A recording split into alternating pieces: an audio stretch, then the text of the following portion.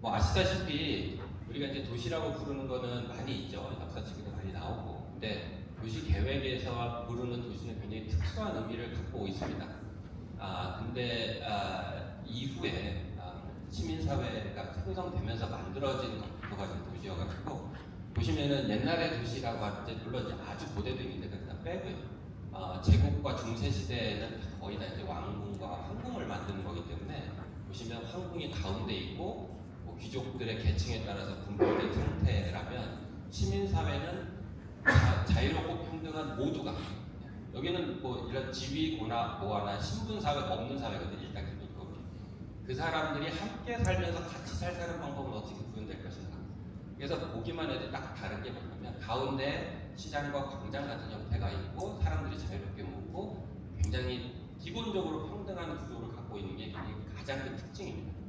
그러니까 예를 들어 우리나라에서도 도시냐 아니냐, 한 성은 도시가 아니죠. 성이죠. 성읍이죠. 말 그대로 캐슬 또는 정확히는 포트리스라고 하는데 왕궁이 있고 귀족이 있는 데지 뭐 보통 사람들이 평상시로 사는 그런 건 아니다라는 거고 시민사회라고 하는 것들은 거의 이제 오른쪽과 같은 모습을 갖고 있고요.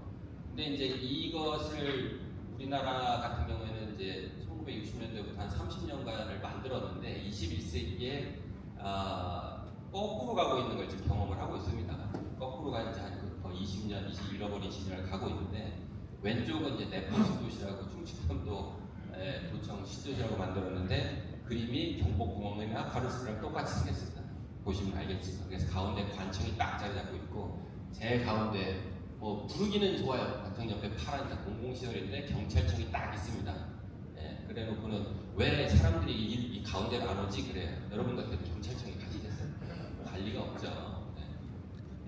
20세기에는 전혀 그렇게 하지 않고 우리나라 왜냐하면 외국에서 한 거를 받았기 때문에 그랬는데 그게 완전히 지금 사라진 시대를 지금 20년을 살고 있어서 이런 문제가 발생하고 있습니다.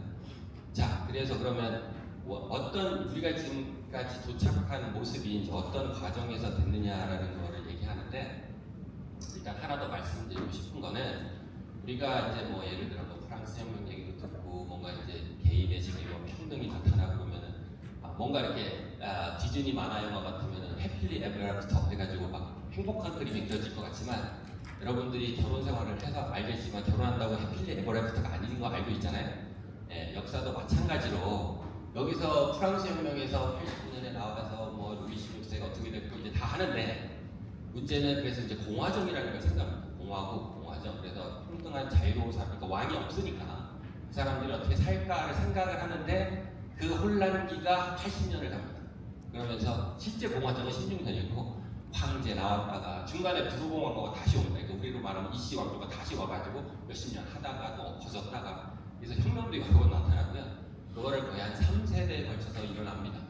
그리고 이제 프랑스도 이제 공화국으로서 안정된 모습이다라고 한 거는 1870년 정도밖에 안 됩니다. 그러니까 80년, 뭐 100년 가까이를 이게 뭐냐, 이게 어떻게 산다는 거냐에 대한 이제 고민들이 있었던 거기 때문에 그런 혼란은 어떻게 보면 뭐 예상치 못하거나 없는 건 아니다 그런 말씀을 드립니다.